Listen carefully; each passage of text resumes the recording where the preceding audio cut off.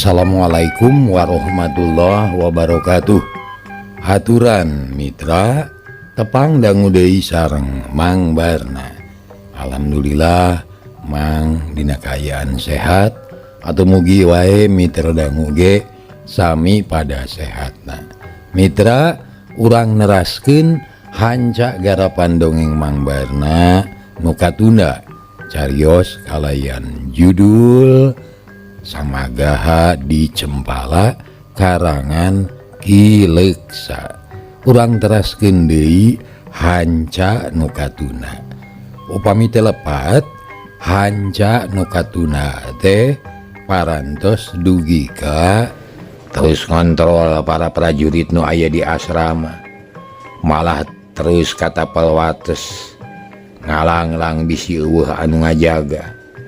Tapi tetela para prajurit teh kabeh satia. Eueuh nu wani malencing dagis pada nyaho, mun baha kakalah hideung nyawa tebusanana. Pami teu lepat dugi ka dinya nya mitra. Kumaha terasna mangga urang sami-sami lajengkeun deui wae. Sok kaparayun sadayana.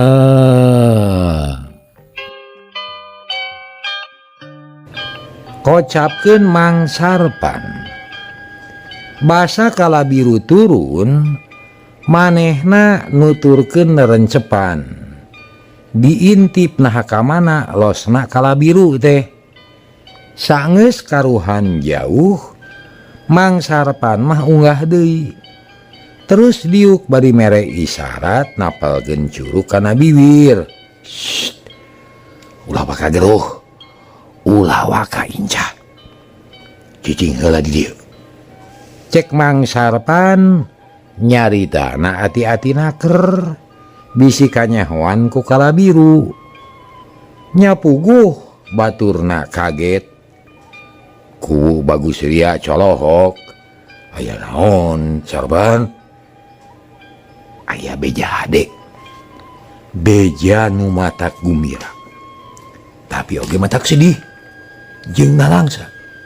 Sabab yeuh nagara teh keur tunggara. Urang sarerea kudu milu prihatin. Oge kudu milu mikiran kumaha carana supaya nagara bisa salamet tina pancabaya. Ceuk Mang Sarpan bari papeta ku Bagus Ria ngisediukna ngadeukeutan ka Mang Sarpan. Kumaha cek jelaskeun kaula jadi penasaran yeuh. Mitra atuh nu sejen ge ngariut diukna padeudeukit ngagonyok hareupeun Mang Sarpan.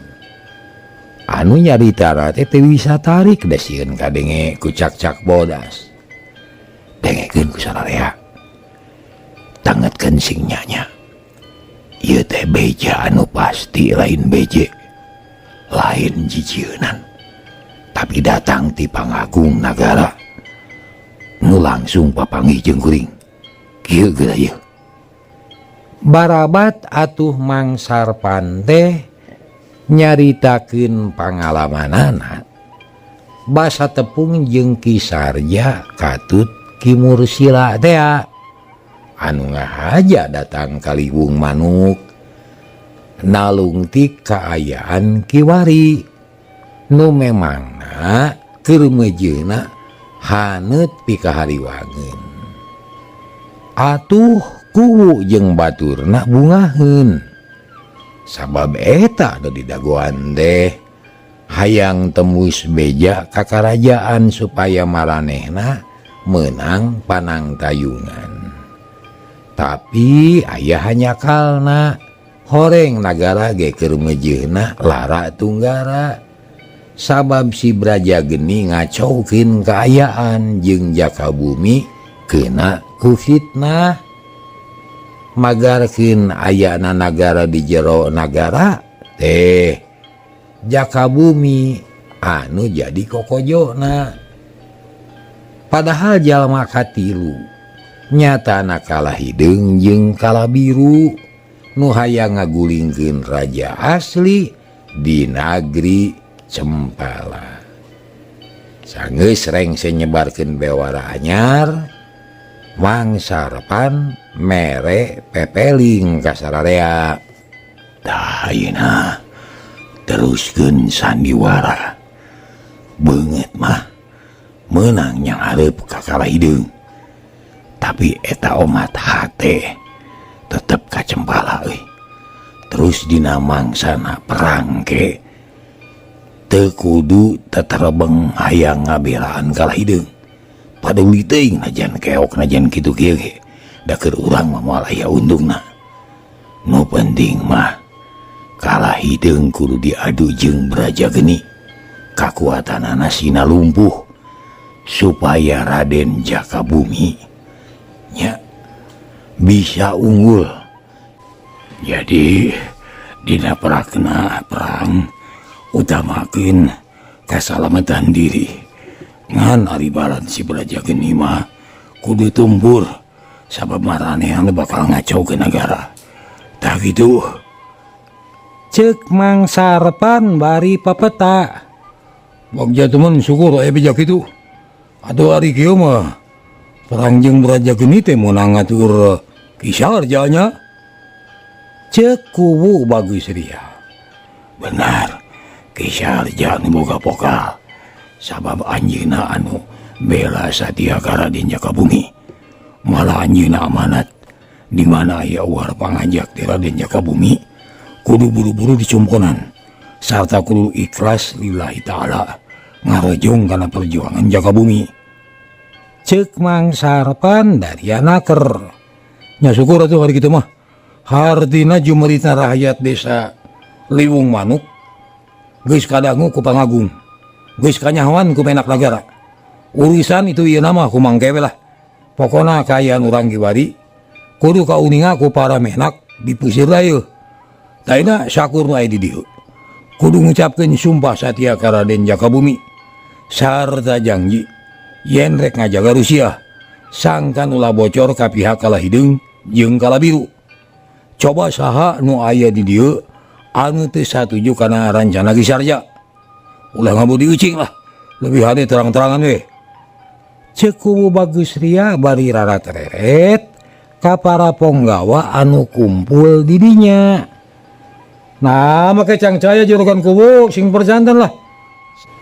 Sakumna rahayat desa Liwung Manuk sadaya oge bela satia ka Raden Jakabumi. Moal en sulaya ngebekok sina mah ngijing sila moal. Temal salah saurang ponggawa anu hadir. Ditemal ku nu sajena manis saheng satuju cenah. Oh syukur ari kitu mah. Ayu ayeuna urang pada singgil pada nyinglidkeun leungeun baju ngabuleudkeun tekad jeung paniatan pikeun bajoang ngabela kamardikaan ngan keur saheulaanan mah hayu urang gugu parentah si Kalabiru. Ceuk kubu Bagus Ria sumanget naker. Atuh geus kitu mah buriak bubar tarurun ti imahna nu dianggap paseban. Tarurun terus init ka tempatna masing-masing. Tekung silila geus burber para prajurit gupgap kana pakarangna masing-masing. Aya nu ngasah pedang, ngasah tumak, ngalapan jamparing, marik sagonewa jeung sajaban. Kacaturkeun ayeuna Kalahideung. Manehna ngabedega di lawang karaton. Nitenan para prajurit anu keur tatahar rek ini terang. Kalahideung nyerengeh seuri lantaran cita-citana geus kahontal. Manehna geus jadi raja boga rahayat, boga daerah, boga kakuatan, kari ngalegaan ngalobaan sarta kari ningkatkeun sagala rupana. Buktinya ada yeuh prajurit sadia ka kaula yeuh. Kan sia si Brajageni teh moal burung nyemah ka aing. Mun teu daek nyemah kudu modar jadi tumal nagara. isuk jaga ning gitu aing bakal jadi raja di raja anu pangkuatna di tanah Cempala. Kitu cekala hidung geus ujub sarta boga pangharapan kuat yen cita-citana bakal laksana. Keur kitu kurutak Kalabiru datang diiring ku dua pangawal pribadina. Bus ka karaton nyamperkeun ka Kalahideung anu keur nyerangkeun para prajuritna. Geuning Paman Patih datang. Kumaha tentara? Beres kakang lah. Ayeuna pisan keur paciweuh mapak balad. Sasadiaan pikeun miang ka medan perang. Jigana moal aya pi kasalempangeun, margi pakarang cukup, tenaga cukup. Teu kedah angkat sadayana lah. Satengahna oge cekap. Ceuk Kalabiru dari anaker. Oh, syukur. Pek jalankeun ku Patih. Sing hasil kalayan hade. Kaula menta bejana. Jeung lamun bisa si Braja Genis sina taluk. Lamun teu taluk jingjing huluna ka dieu. Wah. Moal hese nangkep mangkeluk saulu mah. Kan isukan ku kaula disetorkeun ka gambaran. Calik-calik we raja mah lah. Da kaula anu baris maju ka medan perang mah. Ceuk Kalabiru sarua ujubna. Boga rasa yen dirina kuat jeung gagah. Kulit liat, daging teas, tulang nage tanding wajah. Kalahideung jeung Kalabiru tingcakakak sareuri.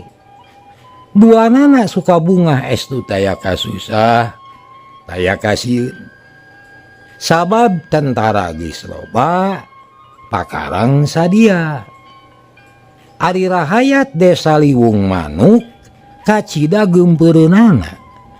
Utamana mah kaum ibu anu baris kalengitan anak, kalengitan salaki, kalengitan rancatan hirupna.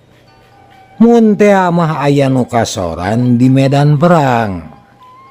Geus bisa kabayangkeun sawatara jalma bakal ceurik balilihan jeung ceurikan anu kasambut di medan perang. Tapi najan kitu saha nu wani magak, saha nu wani baha, itu ieu iwati sabar tawakal. Da ngalawan mah teu wani, kabeh ge sieun ku Kalabiru nu kanel kulit teas tulang. Gancangna carita cunuk waktu datang mangsa nitih wanci nu mustari. Poe Kemis geus kasorang. Harita teh isuk-isuk panon poe mencorong di tebeh wetan. Cahyana beureum keneh sumiratnya angan buana panca tengah. Di papag gurecetna sora manuk. Angin leutik ngahiliwir ngendagkeun dangdaunan anu baraseuh ku cai ibun. Kalabiru geus sagedang dan tumpak kuda hideung si Bangbara. Diaping ku dua pangawal pribadi anu salawasna bela satia. Para hulu balang, para komandan pasukan balawiri ngatur anak buahna dibariskeun ngajajar di jalan. Mang Sarpan, kumaha geus sayagi? Parantos kaluaran sarena kantun ngantos timbalan gambaran. Sumaha bade wayah kumaha angkatna? Ulah dingkengke bisi borang manten. Sok tiup, tarempot, tarompet. Initkeun wadia balad. Mangga Gusti. Mangsa repanu diangkat jadi pupucuk jurit. Harita teh mere isyarat kanu nyekel tarompet supaya ditiup. Bisi kana tarempotnya tak dieukeun mineral di lambatkeun saeutik. Nyekel tarompet supaya ditiup. Torotot tarompet disada, turuk-tuk tamur ditabeuh. Ger atuh para prajurit teh surak ayeuh-ayeuhan maninga guruh asa kainit. Legedet prajurit liwung manuk ngalet ningalkeun lemur. Di jalan pada ngalalajuan ku rahayat, tinggal rupai tinggal ro aya oge nu cari nakdak. Nyarita cuma 5 melangkah anak anu miang ke medan perang. Bari jeung teu puguh nu dibela anana. Da init perang ge kajurung kurasa keuing jeung sieun. Ujang anaking anak emak. Bral didoakeun sing salamet sing pinanggih jeung bagja ulah salogotok perang teh ujangnya jeung ulah maehan batur sakira-kira teu kuat mah lumpat we kabur kitu cek hiji inung. Bari gugupai ka anakna nu leumpang kalayan gagah beungeut dangah leungit nanya ka tumak nyoren pedang. Kalabiru tumpak kuda pangheulana dikawal ku nu sejena kuduaan para penggawa menak nagara ngaping pasukan. Tentara lempang duaan-duaan ngabaris ngantai kadia sireum dina batu. Saja jalan teu eureun sudak ayeuh-ayeuhan, tapi hatena mah sedih. Malah aya anu jemurit jero dada. Nah perang teh ngabelaan naon? Sabab nu nitahna ge sasat musuh maranehna keneh. Naon atuh hartina surak?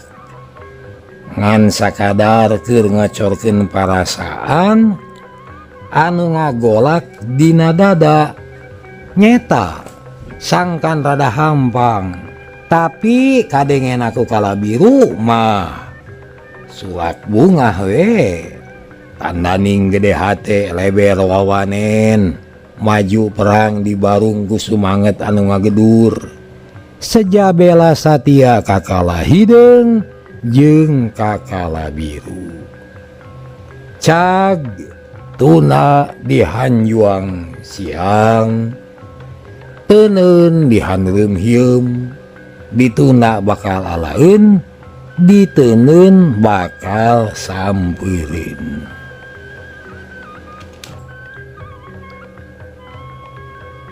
Ayeuna urang nyelang heula nyaritakeun di nagara Cempala sageung Kanjeng Raja Jakabumi nuju calik dina korsi Gading Gilang Kancana.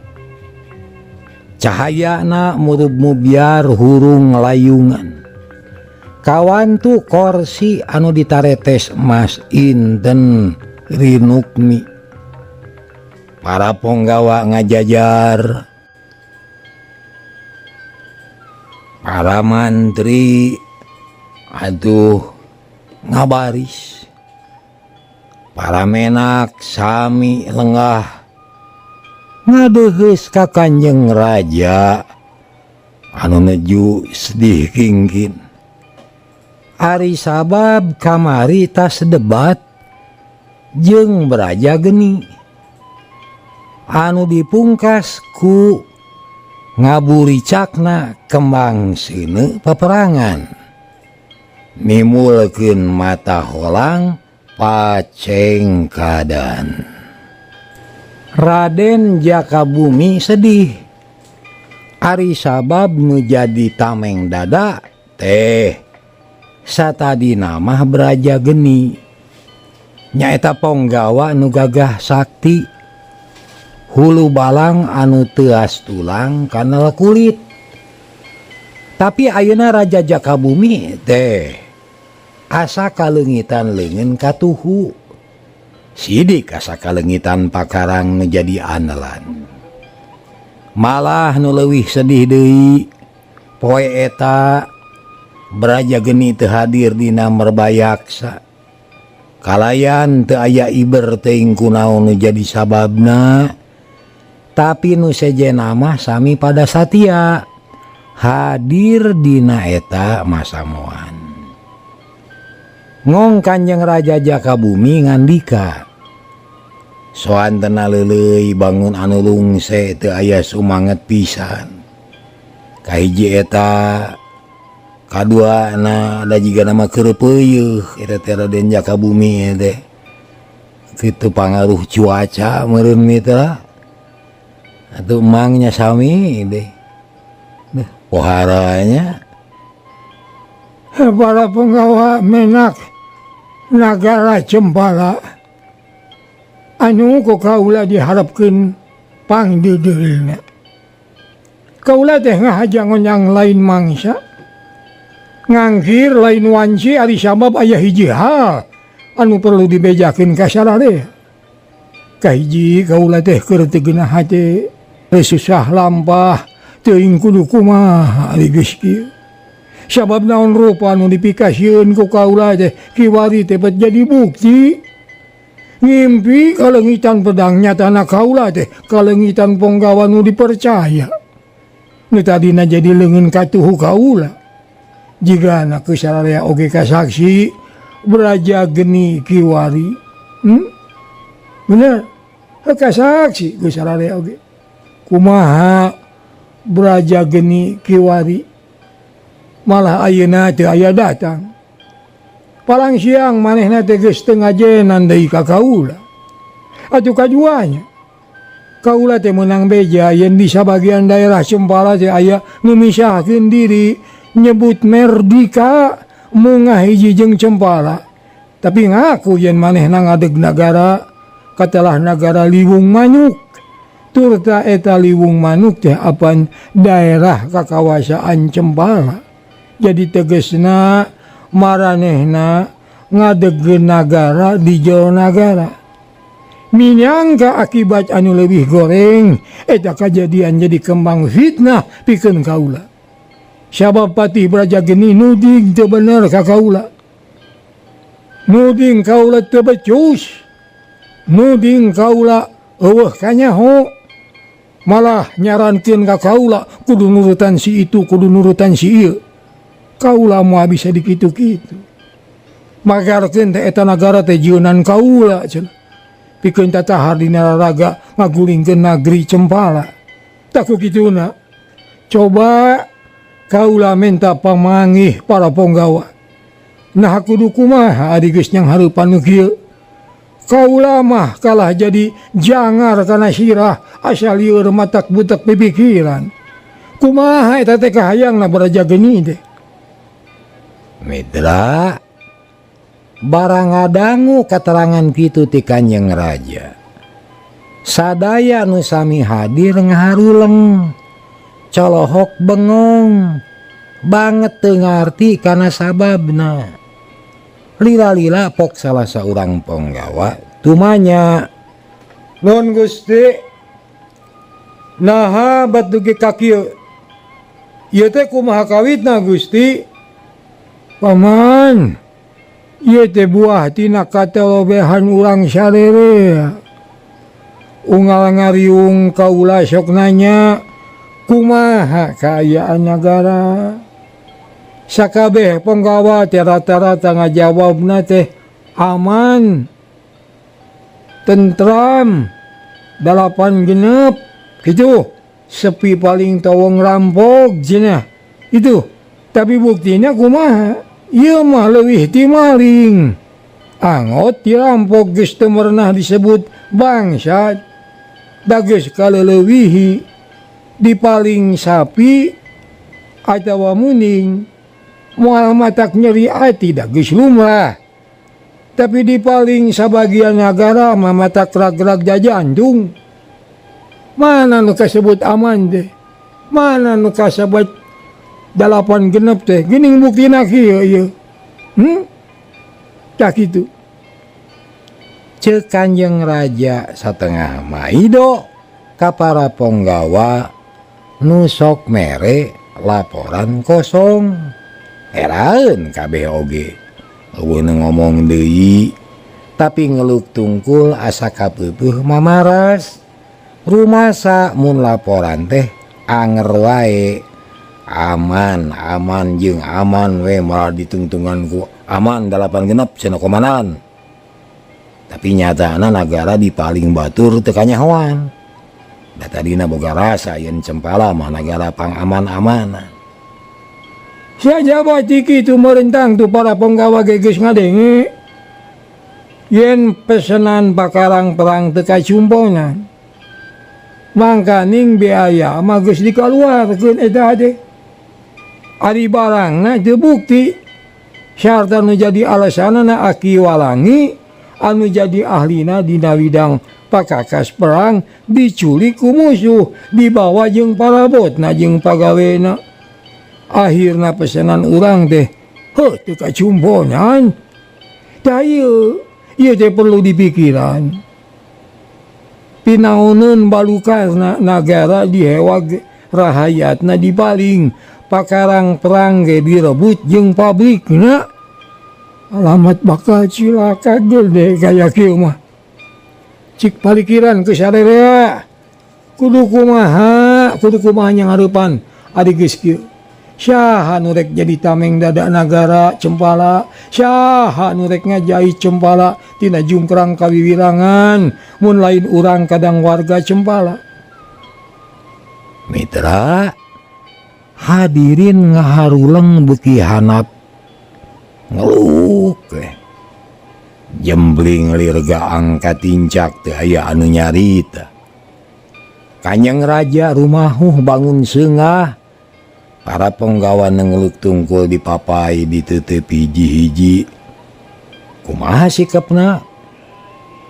Geus sadalila ngong deui Raden Jakabumi. Tah ayeuna. Kaula teh minta jawaban rek satia ka Raden Jakalara. Ajawa moal. Mitra reang para penggawa ngajawab. Bari rampak sembah ampir bareng kabeh sejabela satia ka Raden Jakalara. Kedalisan ragrag kecap yen moal bengkok sembah ngijing sila tetep satia satuhu ka Raden Jakalara. Syukur ari sadia keneh maka Raden Anom Jakalara mah. Tapi sing inget Raden Anom Jakalara teh mercayakeun ka kaula pikeun ngaheyeuk dayeuh ngolah nagara. Anak kitu andika sakabeh kudu sadia ka kaula. Sabab kaula teh wakil Raden Jakalara. Moal kaula mah moal rek ngahak. Anggur diamanatan teh ieu teh berat keur kaula mah. Cik kaula minta de jawaban. Nah rek sadia ka kaula ajawa moal. Reang nu ngajawab kawas tadi. Kabeh rek bela tumutur moal aya anu bengkok sinemah. Atuh lugina manah Raden Jakabumi deh lantaran loba keneh nu satia ka anjeunna. Tapi ari jero-jerona mah saha nu bisa nenyo kana eusi hate jelema. Heuh laut jero ge bisa diteleuman, da hate jelema mah deet ge hamo kakobet. Barang keur jongjon kitu tarojol aya 2 penggawa datang brek-deku cedoknya mah. Mata kaget kasakur nu hadir sabab eta penggawa teh datang tumorojog tanpa larapan. Aya naon penggawa? Katenyo naku kaula bangun anu rusuh coba gara nyarita. Nah aya naon? Saur Raden Jakabumi bakat kureuwas. Anjeunna ngaraos kaget kasumpingan penggawa deh. Nu ditanya gancang ngajawab. Du Gusti awon anu kapi unyuk. Abdi sejadu meus kakersa gamparan. Nguningakeun rena di Panjara Beusi aya kajantenan. Ceuk penggawa bari acong-acongannya mah. Baruk aya kajadian. Kajadian kumaha? Kanjeng Raja beuki reuwas. Malah masakeun hadir oge ngarenyag caruringhak. Tawanan kalabur 3. Sawangsuna pangawal Panjara cilaka 2an. Dilebetkeun ka jero Panjara Beusi. Kitu kaula nun hulang Kanjeng Raja Jakabumi ngahulang saca mencerong ka eta Ponggawa manahna pating sarblak jajantung ratug raraosan asa dina pangimpian. Kitu deui para Ponggawa ting polohok ting haruleng pangna kitu tisaprak aya panjara can kungsi aya kajadian anu kabur. Lami-lami Kanjeng Raja tumaros deui. Ponggawa, nyaha kumaha mimitina? Nah, bet aya sakitan bisa kabur. Apan kamar panjara teh dikunci jeung make saring sig beusi. Nah si Gunali jeung baturna teh sakti. Nah bisa milaikeun beusi. Nun Gusti abdi sadaya sumun teu ngartos kana marga lantaranana. Dupi pangna teu ngartos beusi teu aya anu milai. Kunci henteu reksak. Nanging pangawal aya nu cilaka duaan. Dilebetkeun ka kamar tilas Ki Gunali. Mung henteu ari dugi katiwas mah da katinggal ngahargung sareng usik-usikan. Mitra Jakabumi gogodeg ret ka para pangagung nagara. Neuting haruleng bangun bingung teu ngarti kana sababna. Para Ponggawa, kaula minta bantuan. Coba pariksa ka panjara beusi. Nyaon anu jadi sabab pangna sakitan bisa kabur? Saur Raden Jakabumi bari neuteup ka hiji mantri. Nu tugasna ngajaga keamanan di jero nagara. Dawu timalan sumangga Gusti tigas dawuh pangandika. Amit mungkur pada mios ka panjara beusi. Ceuk eta mantri bari nyemah. Tuluy mundur. Sarta satuluyna init ngajugjug ka panjara beusi dituturkeun ku dua Ponggawa bawahanana. Malah dua Ponggawa patugas panjara oge nuturkeun paneuri. Ari Kanjeng Raja ngarahuh. Anjeunna bingung anu teu manggih tungtung, susah nu taya hinggana. Ari sabab pasualan ti heula tacan rengse, jebul deui pasualan anyar anu kacida matak bingung. Para Ponggawa sejenna teu meunang kaluar, kapaksa ngarariung di karaton. Atuh tambah kesel ngalantung keluar nungguan laporan ti mantri anu keur maluruh kaburna sakitan nyaeta Gunali sabalad-balad. Ayeuna kocapkeun anu ditugaskeun maluruh teh. Geus tepi kanu dituju langsung ngayakeun papariksaan. Pagawe panjara kabeh dikumpulkeun dipenta keteranganana. Barang disedek-sedeknya aya anu betus nyaritakeun yen kadinya aya patih Brajageni. Atuh ngagebeg eta mantri teh sabab geus teg boga sangkaan pasti Ki Gunali jeung anak buahna dibebaskeun ku Brajageni sarta tanagana dibutuhkeun ku manehna. Masalah deui pasti mah pagawean Brajageni. Hayo urang pariksa ka jero panjara urang tanya nu sejenna. Sugan bisa nerangkeun. Ceuk mantri ka pagawe panjara. Atuh bring sararea muru ka panjara beusi teu kungsi lila geus tepi. Baranggok ku mantri kasaksian. Dua pagawe panjara ngaringkuk di jero kamar saring sig beusi can bisa dikaluarkeun. Sabab kuncina eueuh da dipikeun ku Brajageni. Pangawal, naha batur Andika can bijilkeun? Ceuk mantri ka pagawe sejenna. Nun Gusti Mantri, kuncina teu aya. Bicana ku Brajageni. Waktu sitaroskeun Brajageni kalah bedu. Ceuk salah saurang ti para pagawe. Anak itu mah beuki jelas. Si Brajageni anu boga pokalna ieu.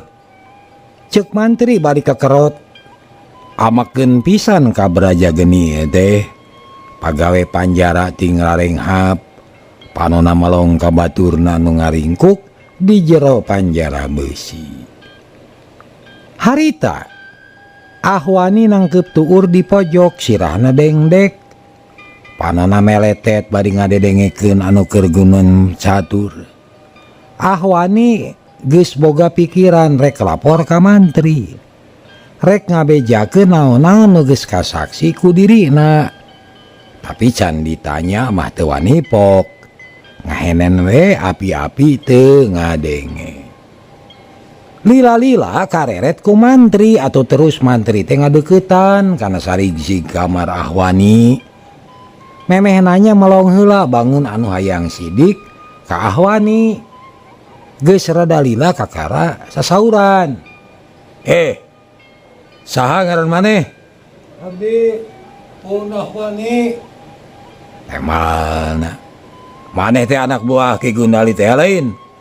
Sumuhun nanging Ki Gundali teu kantos ngaku anak buah ka abdi, ngakuna musuh. Cek Ahwani da memang kitu nyatana. Ki Gundali teh geus teu hayangeun babarengan jeung Ahwani anu dianggapna geus hianat. Naon nu jadi sababna? Abdi sareng Ki Gundali henteu saihwan, henteu satujuan. Abdi mah hoyong babalik pikir, hoyong ganti pilumpangan tina jahat kana bener. Nanging Ki Gundali mah benten deui, manehna boga cita-cita hayang jadi raja. Kitu Gusti. Cek Ahwani. Mantri nu mariksa ka Ahwani seuri leutik. Malah sakur anu ngabandungan mah mesem. Tapi teu madilu ngomong bisi ngaganggu karena papariksaan. Ari mantri pok tumanya deui. Ahwani, Andika pasti nyaksian basa Ki Gundali kabur. Coba caritakeun naon nu geus kajadian. Kumaha carana pangna Ki Gundali bisa keluar ti ieu tempat? Kumaha carana pangawal panjara make bisa asup ka jero kamar?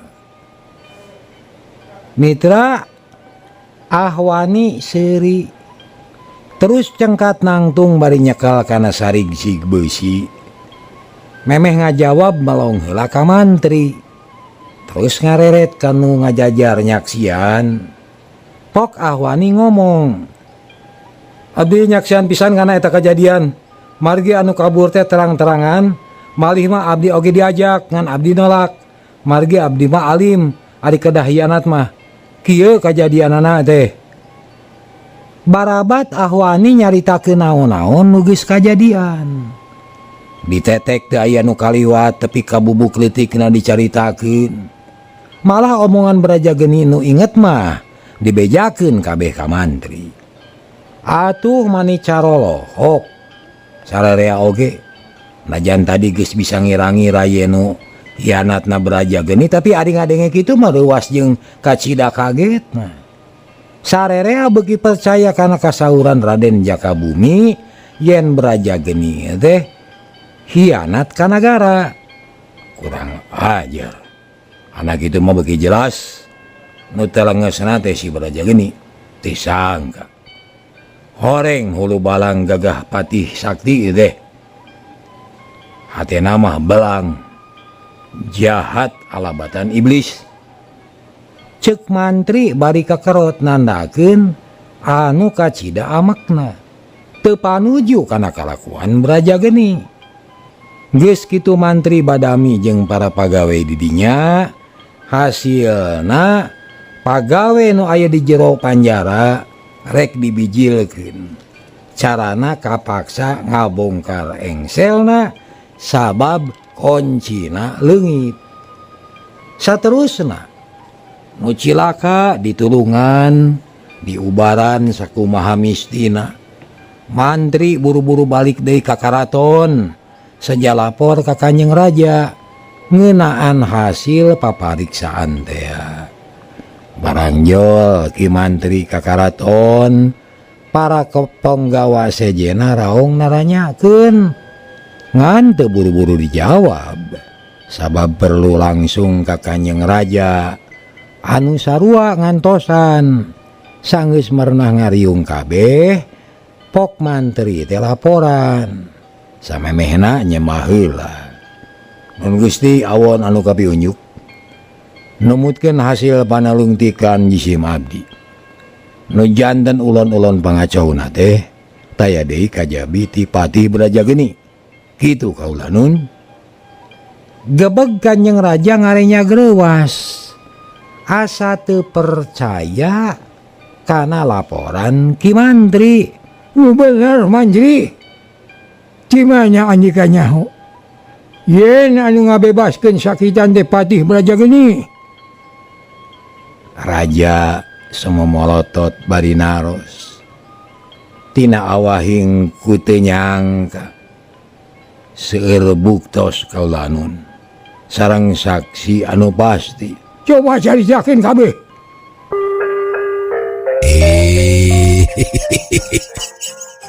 Cager harta mitra hanyakal kabujeng nenglong hatur nuhun kana perhatosanana insyaallah enjing tepang dangu deui billahi taufik wal hidayah. Assalamualaikum warahmatullahi wabarakatuh. Ciao.